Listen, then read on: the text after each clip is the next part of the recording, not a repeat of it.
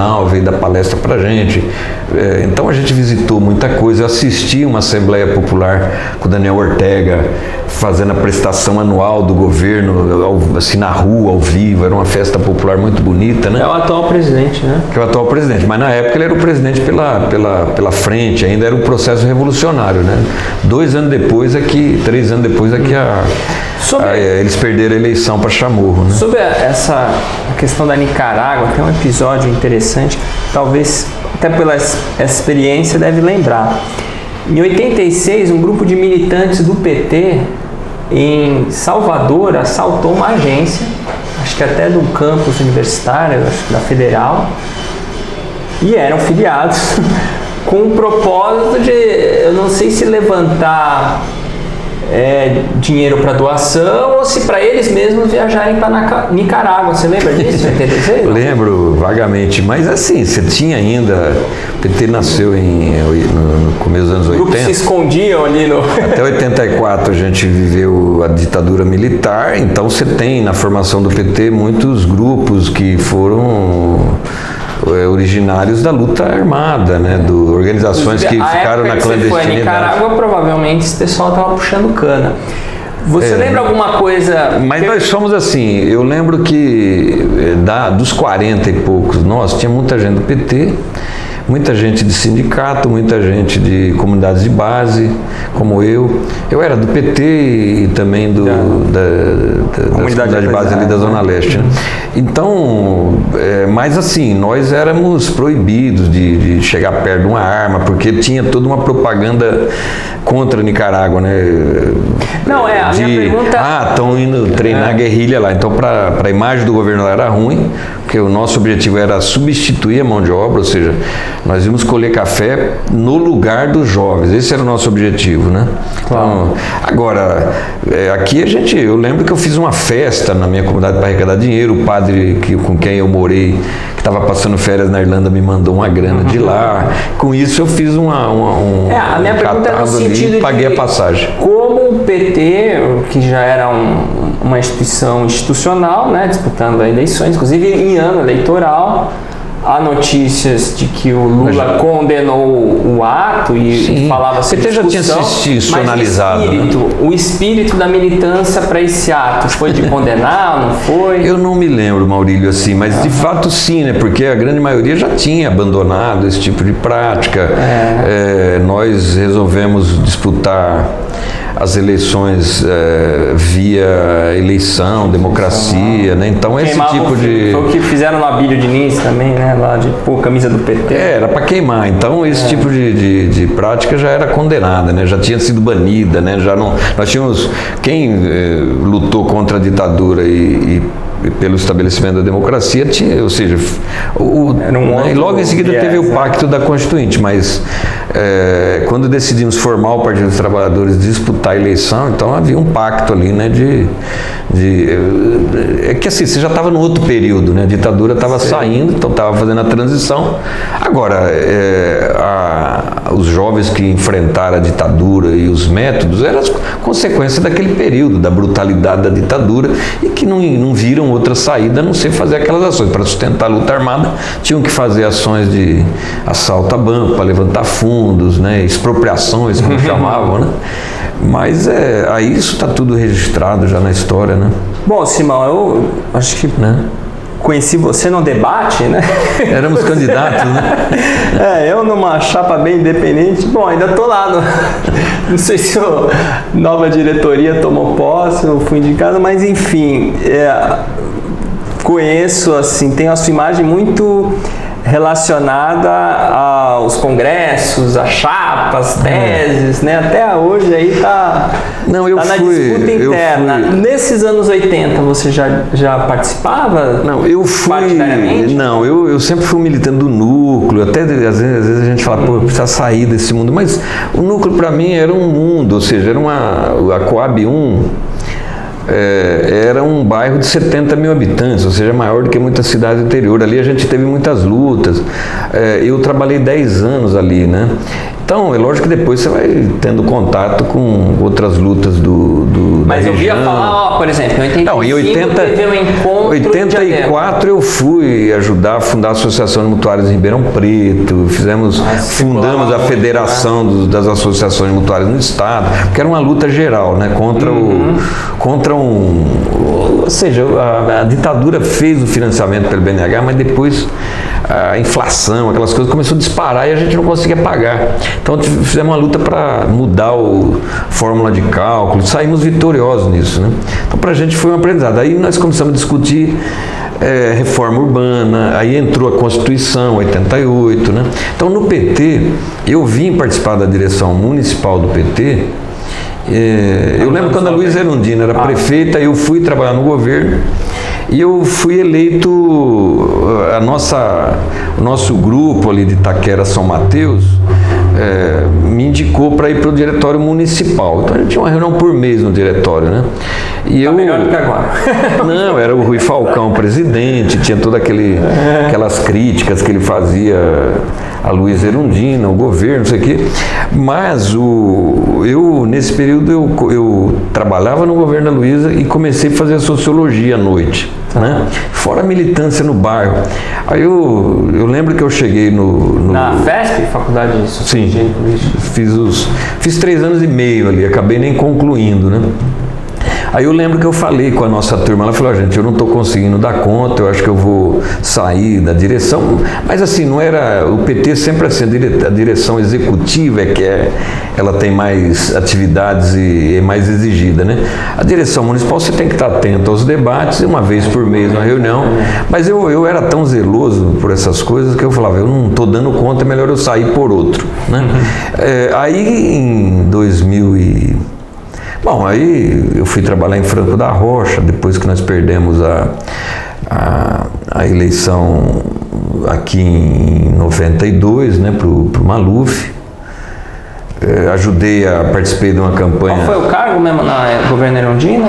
Eu trabalhei na Secretaria de Bem-Estar Social, era a maior secretaria que existia, porque ela tinha a rede de creches municipais, né? Tanto as diretas quanto as indiretas, porque naquela época a ideia que se tinha era que a creche era um direito da mãe. A mãe precisa trabalhar, então tem que deixar a criança, os filhos em algum lugar. Então era visto como um projeto social. Durante o governo da Luísa Erundina, a gente começou a discutir que era um equipamento educacional e tinha que estar abrigado na Secretaria de Habitação. Mas não deu tempo de fazer a transição, só fizemos no governo da Marta, né? Mas era a maior secretaria. A Rosalina Santa Cruz foi a nossa secretária e eu era o responsável pela supervisão regional, embora eu era um filósofo, não era assistente social, pedagogo, coisa assim, mas eu coordenei a equipe lá em Itaquera, Guaraná de São Mateus. A gente tinha umas 30 e poucas creches que ia da cidade de Tiradentes a São Mateus, a Itaquera inteira. Eu cuidei um pouco mais dessa parte de projetos especiais, né? Que aí entra um pouco nesse tema da economia solidária, que tem a ver com o socialismo, sim, na minha cabeça. E a gente não chamava de economia solidária, eram projetos de produção associada. Então eu fiz com as mulheres em Guaianazes, nós fizemos uma padaria comunitária ali em Guaianazes. Fizemos umas 5 cozinhas comunitárias nos mutirões habitacionais para... Você já se autodefinia como socialista? Sempre. Desde o meu início de militância, eu tinha uma simpatia pela Revolução Cubana. Eu lembro que aquele livro do Fernando de Moraes, A Ilha, a gente passava de mão em mão aquele livro, li esse livro, que legal, né? Então, as ideias socialistas, porque o cristianismo é uma Aquela época de Nicarágua, religião. Você não chegou a conhecer Cuba? Não, éramos para ir para Cuba, uma semana, mas deu errado. É uma longa história, porque no Cuba, em 87, a gente estava com a passagem comprada de Manágua para Havana, mas deu um colapso lá que tinham 20 mil turistas em Havana, em Cuba, e deu um colapso, eles não conseguiam abrigar a gente. Aí pediram para a gente esperar, aí no fim não deu certo. Hoje Cuba recebe milhões de turistas, né? Mas na época deu errado, então nós acabamos ficando mais dias em Manágua. Mas assim, já tinha simpatia por essas ideias e... Tem uma questão, na verdade teve alguns pontos... E depois quando o Frei Beto escreveu aquele livro Fidel e a Religião, né, foi no final dos anos 80, que para nós também foi o... Porque tinha o conflito, né? Meu pai, ele achava que o comunismo era uma das besta-fera da Apocalipse, né? Então, embora cristão, na prática era um socialista, mas não sabia, né? A gente vai entrar nesse debate teórico mais fundo, mas apenas só um ponto que passou. Mas na direção do PT eu fui começar a participar mais assim de uma tendência, porque nós éramos daquele movimento Articulação 113, da articulação, porque era a grande maioria dos militantes ali da Zona Leste, das comunidades de base. Mas você não era dos... Não, eu era moleque ainda, né? Mas os nossos companheiros tinham, e na Coab 1 tinha uma outra característica que 80% dos moradores eram nordestinos, como o Lula, e muita gente trabalhava no ABC. Então a influência do sindicato, por exemplo, o Agenor era trabalhador de uma fábrica lá e morava ali, vários outros, né, companheiros nossos que... Então a nossa ligação com o sindicato dos metalúrgicos, com o Lula veio fazer campanha, como eu te falei, em 82 ali, nós apoiamos o Lula como candidato a constituinte em 86, né? Nós apoiamos, eu lembro que apoiamos Genuíno, Lula e mais um outro, mas o Lula veio fazer comício. Então o Lula, eu tenho uma foto eu orientando o Lula em 86, ele veio lá, eu dizendo, mostrando o que era a Coab, que o povo lá achava que era o Maluf que tinha dado os apartamentos, que tinha muito malufista ali. Então aí o Lula falava, eu lembro que eu fiquei orientando ele, porque aí a gente saiu fazer uma caminhada com o carro de som, né? Então o nosso núcleo, tendência, a gente veio participar assim já, a disputar a direção do PT, mais aí nos anos 90, quando eu vim trabalhar com o deputado Paulo Teixeira na Assembleia Legislativa, né? Sobre essa eleição de 86, o Isaías Urbano, de Santo André, contou uma história interessante, que o Djalma, também metalúrgico do ABC, se elegeu em 82 e não conseguiu a reeleição em 86. E o Isaías explicou da seguinte forma: não, todo mundo votou no Lula, não tinha você lembra, o Lula foi o candidato mais votado na história do Brasil, 600 aliás, ele e o Maluf, né, que o Maluf tem 500 e tantos mil, o Lula 600 e tantos mil votos, né? Mas ali tinha muita ligação com a ABC, né? Então, aliás, assim, eu fui na casa do Lula em 86, por aí, nós fomos pedir o apoio para fazer um jornal, né? Os metalúrgicos não rodavam o jornal para nós, o jornal da Associação de Mutuários. Resolvemos lançar um jornalzinho para dialogar com o povo sobre esse tema da luta.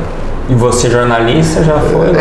Eu gostava de fazer jornal, gostava de escrever, e eu lembro que nós fomos lá pedir o apoio dele, né? Foi eu e o Agenor, na casa que ele morava, numa esquina, assim. Até tem uma historinha engraçada, que eu cheguei na casa do Lula, ele tinha uma pequena estante, assim, e aí conversando com ele, a dona Marisa lá, as crianças correndo, e aí eu vi na estante 4 livros, era assim, Lula, discursos e artigos, alguma coisa assim, que era um livro, uma compilação de discursos que o Lula tinha feito e acho que artigos que ele publicou, né? E alguém publicou em forma de livro, né? E tinha 4 exemplares, eu falei, Lula, você não me empresta um desses livros para eu ler, né? Eu era um pé rapado, não sabia também como comprar aquilo, aí eu falei, você não me empresta? Aí ele deu uma pensada assim, olhou para mim e falou, olha, companheiro, vou te falar uma coisa, tem 3 coisas que na vida a gente não empresta. Livro, mulher e... não lembro o que era. Mas aí ele foi lá e pegou um livro e me emprestou. E eu devolvi depois, né? Eu falei, eu vou quebrar essa teoria aí. E eu lembro que eu, na outra vez que fui lá, devolvi o livro para ele, né?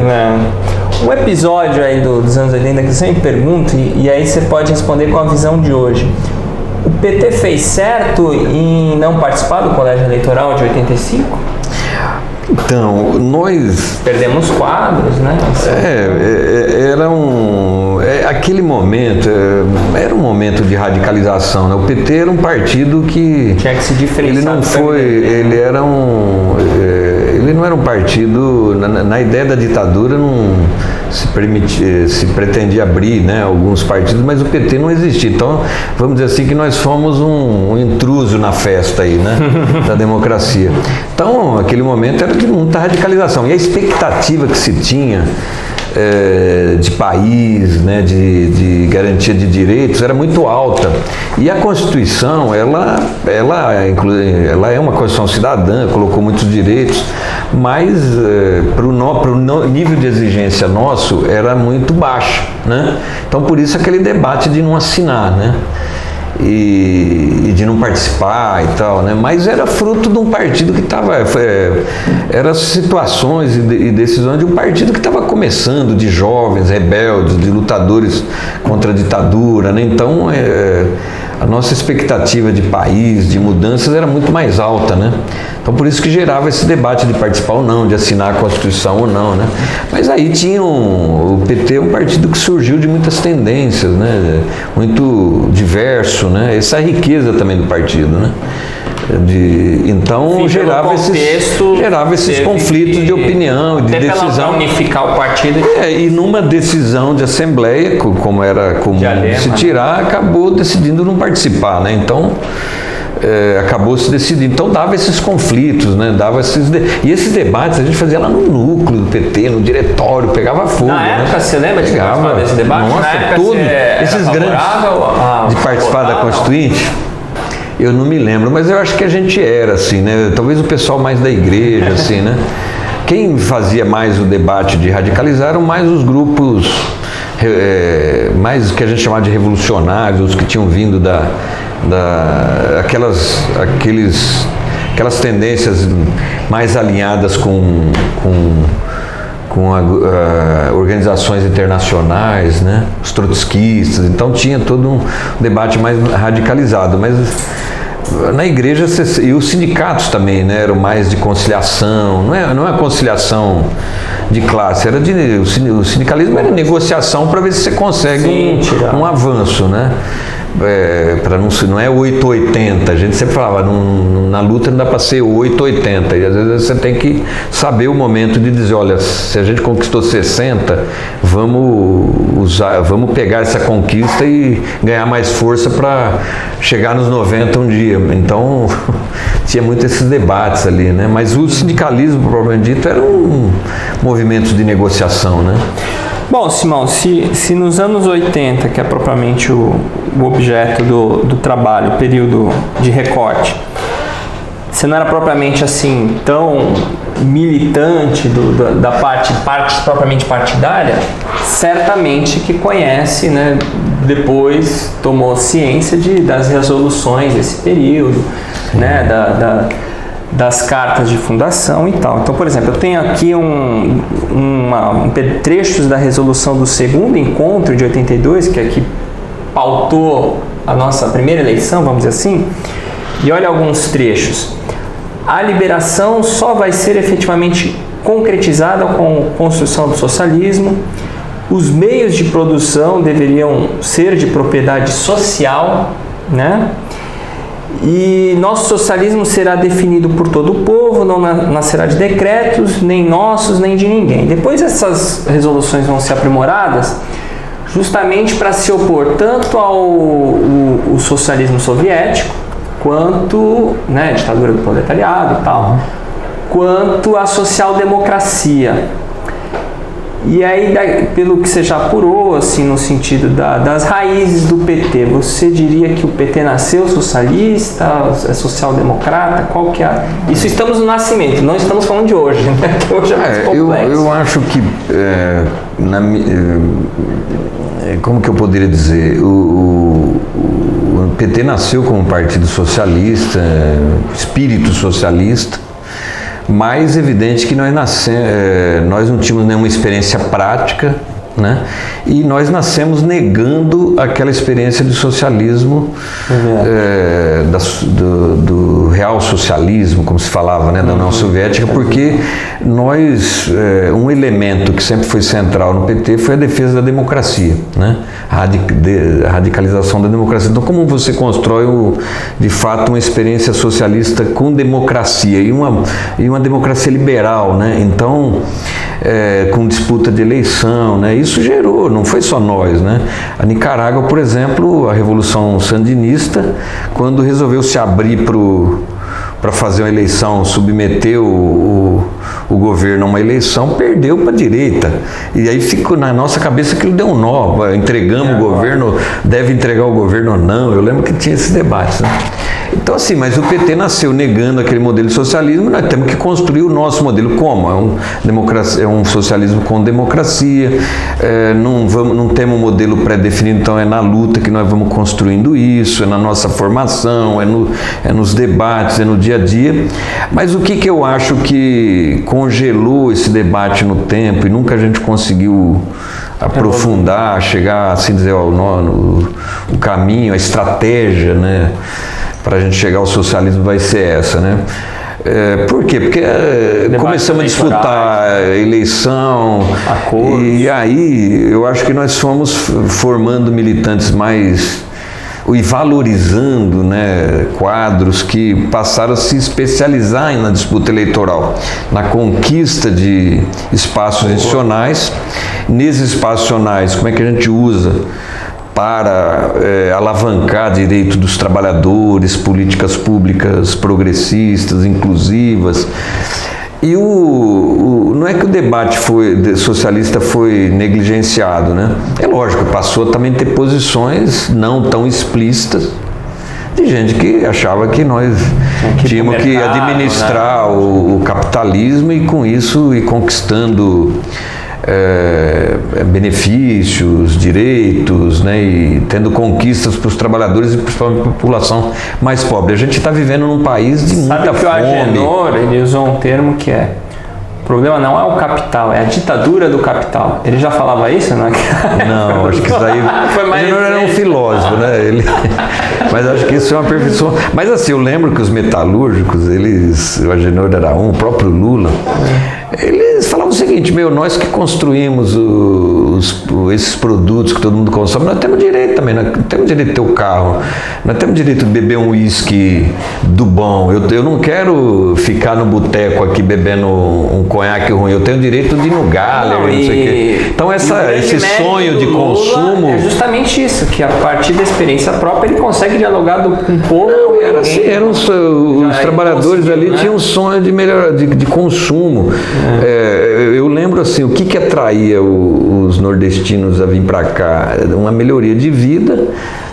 Eu lembro que tinha uma propaganda na ditadura que passava da Volkswagen, por exemplo, que o trabalhador, o cara saía lá do sertão nordestino, vinha para São Paulo, arrumava um emprego na fábrica, aí ele já colocava um macacão bonito, né? Aí ele ia para casa, aí depois ele tinha o fusquinha dele, aquilo na cabeça era uma propaganda para atrair, porque a ditadura prometeu mão de obra farta para as multinacionais aqui na região sudeste, principalmente São Paulo. Mas assim, essa coisa do sonho de melhorar o consumo, de viajar, de ter uma casa na praia e tal, isso era muito comum. E aí eu acho que mistura muito a cabeça. Na teologia, na igreja, nós que viemos de uma militância na igreja, que a nossa linha de formação era muito pela teologia da libertação, né? Então aí os princípios nossos eram muito mais rígidos no ponto de vista de nós precisamos ter uma casa assim para viver dignamente, precisamos ter acesso à saúde para eu não ser humilhado quando eu estou doente, não ter acesso a um médico, né? Mas era aquela coisa de eu tenho que ter o mínimo para viver com dignidade, eu não quero ser rico, né? Eu não quero ser milionário, mas na cabeça de muita gente ter uma vida de um padrão bom e tal, de classe média, era um sonho de consumo, né? Então acho que esses problemas, essas contradições e o fato do PT ter se institucionalizado, ido para a disputa institucional, disputar o Estado, o espaço dentro do Estado, e foi conquistando, né, ganhou uma prefeitura. Eu me lembro em 88 no governo da Luiza Erundina, essa coisa de doação privada para eleição era um negócio que a gente tinha muita dificuldade de lidar, né? Foi aí que surgiu aquele grupo de empresários, né, da Oded Grajev, aquele cara do Moinho, não sei se era Moinho Santista, um coreano, de descendência coreana, que eles montaram um grupo de empresários para arrecadar dinheiro para ajudar o PT na eleição. Mas eu lembro que a gente falava assim, esse negócio de doação de empresas tem uma linha aqui que a gente não pode ultrapassar, né? Até aqui dá para ir. O problema é que depois de 88, né, essa linha foi ultrapassada né? E aí chegou os problemas que nós enfrentamos, né, do chamado mensalão para lá, né? Mas esse debate socialista sempre foi cobrado. Peraí, mas por que nós estamos no PT? Por que nós fundamos o PT? Por que nós estamos na militância? Nós estamos aqui para transformar esse mundo, essa sociedade. E nós queremos, né?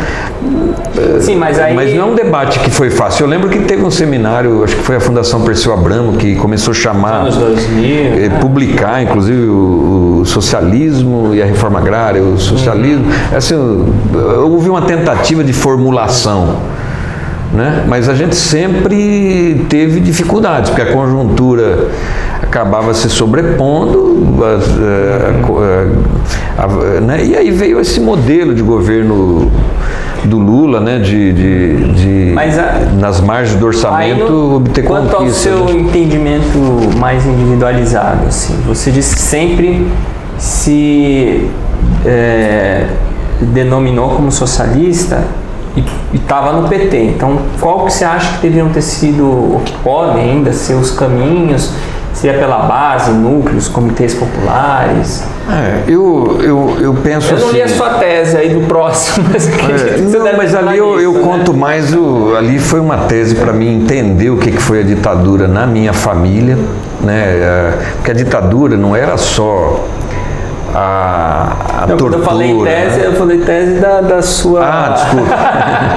Não, nós estamos lutando até hoje e reafirmamos o caminho, a necessidade de construção de uma estratégia socialista, né? Ou seja, a nossa meta. Agora... Aliás, resistência socialista, né? Nós criamos uma tendência nova agora com... Tudo a ver com... Mas assim, eu sempre procurei, eu acho que assim, o militante, o dirigente, se ele tem que ser, ou seja, não, eu tenho que dar exemplo na minha vida, né? De desprendimento, de espírito de liderança, de luta, de tomar a frente, né? Então, não adiantava eu ficar falando de solidariedade na Nicarágua. Eu falei, eu preciso ir lá. Eu vou me sacrificar durante 2 meses. Aliás, eu pesava 57 quilos, voltei com 55. Foi duro, né? Mas assim, era aquele espírito de... Se tiver que tirar Deus, por exemplo, o Agenor. O Agenor era uma liderança que a gente tinha lá, mas ele estava desempregado, 9 filhos, morando num apartamento. Teve um dia que o PMDB chegou lá, um deputado, tio de uma assistente social nossa, que chegou lá e falou, eu quero você na minha campanha, vou te dar um salário, um cargo na Assembleia. E eu lembro que eu fiquei assim, não sabia o que fazer, aí eu chamei uns amigos e falei, vamos chegar lá no Agenor e vamos dizer o seguinte, nós vamos repartir o nosso salário aqui, mas nós vamos dar o salário para... Fizemos isso durante mais de 2 anos e meio, para não deixar o Agenor... E pro PMDB, né? Na época, porque assim, o cara tinha necessidade, era uma liderança no bairro, era vamos dizer assim, um cabo eleitoral. Falei, Agenor, nós vamos te lançar vereador, você é nossa liderança, nós vamos te transformar num parlamentar. E nós, assim, um grupo de umas 10, 15 pessoas, não tiraram dinheiro do bolso para cotizar, para segurar o Agenor ali, porque a gente achava que ele era importante na nossa luta. E fazíamos isso para fazer o jornal, fazíamos isso. Então, aquela coisa de cotizar, né, era muito presente na nossa vida. A outra coisa, eu comecei a pensar no governo da Luiza Erundina, de fato, assim, como é que você combate? Eu, por exemplo, uma das coisas que eu escrevi um livrinho em 86, publicado pela Edições Paulina, chamava Como e Por que Viemos Parar na Coab. Mas foi fruto de uma pesquisa com desempregados que eu fiz, né? Que em 82, 83, o desemprego em São Paulo era tão forte que nós começamos a formar grupos de desempregados nas comunidades para se ajudar, né?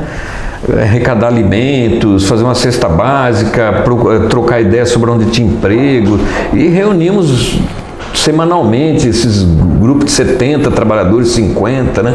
Depois nós ocupamos a frente da Assembleia Legislativa, eu sempre no apoio, né, essas lutas. Depois em 84 ocupamos aqui a sede do Cine, embaixo da Câmara Municipal. Lá na Assembleia Legislativa foram 3 meses de acampamento, embaixo de chuva, polícia. Nossa. Foi uma luta grande. Então, quando nós ganhamos o governo, tinha muito desemprego em São Paulo. E eu ainda tem, mas eu pensava assim, a gente precisa, assistência social não pode ser só doar cesta básica, nós temos que ajudar esses trabalhadores a se organizarem. E não é só organizar para lutar no bairro e tal, eu falei, tem que se organizar também economicamente. Então, por exemplo, a ideia de fazer uma padaria comunitária foi uma ideia das mulheres, mas aquilo para mim foi oportunidade, né? Então foi uma experiência social, a padaria que durou 5 anos. Né? E nós não chamávamos economia solidária, né? Como era um grupo de mulheres que se reuniam e colocavam aquilo que conhecia, que era fazer pão, a culinária, o bolo, mas não era uma padaria também simplesmente artesanal, era uma padaria que fazia 10 mil pãezinhos por dia e que nós exigimos do nosso governo. Falei, vamos pôr dentro do mercado municipal essa padaria, tinha box vazio lá. Então vamos pegar o orçamento, vamos fazer uma reforma, comprar equipamento, treinar. Eu lembro que as mulheres contrataram o padeiro e em 2 dias elas dispensaram o padeiro, porque em 2 dias elas aprenderam a tocar, né? E depois as cozinhas comunitárias também, nos mutirões, que era para melhorar o padrão de alimentação, mas os equipamentos que a gente comprava ali, a gente dizia assim, terminou o mutirão e vocês vindo morar aqui, esses equipamentos vão ficar com vocês e aqui vai ser um restaurante popular para gerar renda, trabalho e uma boa alimentação. Eu não tinha noção de segurança alimentar, de não sei o quê, né? Formulado como a gente formulou hoje. Mas na prática, as coisas que me motivavam eram essas, né? De como na prática você juntar os trabalhadores, organizá-los, como é que a gente podia produzir. Você já tinha tido contato com o Paul Singer? Não, sabia desse não sabia, mas cara. Depois você viu que você estava pondo na prática. Na época o Paul, ele era secretário de planejamento do governo da Luiza, mas mesmo ele ainda não estava, não tinha elaborado isso, né? Depois que ele começa a elaborar na universidade. Você acha que tem a ver essa tudo a ver. Não, o nosso entendimento de socialismo não era assim, nós não vamos importar uma ideia, uma teoria de fora, nós temos que nós próprios irmos construindo esses germes de socialismo aqui, com pequenas experiências.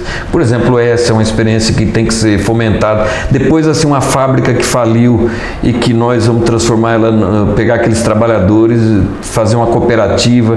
Por exemplo, eu acompanhei a Gazarra lá em Itaquera, quando faliu e nós fundamos ajudei a fundar uma cooperativa de trabalhadores para eles próprios autogerirem aquela fábrica, já nos baseando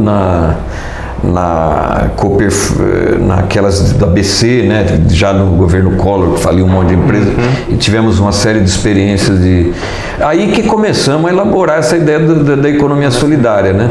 Então, quando eu fui para a Assembleia Legislativa, eu já puxei o Paul Singer, vamos fazer um projeto de lei, como é que eu queria ir lá na Argentina conhecer as experiências lá. Então o nosso entendimento de socialismo, nós íamos construir o socialismo na prática a partir de experiências de um assentamento rural, que ali você forma uma cooperativa, as agrovilas do MST lá em Itapeva, que depois, já como deputado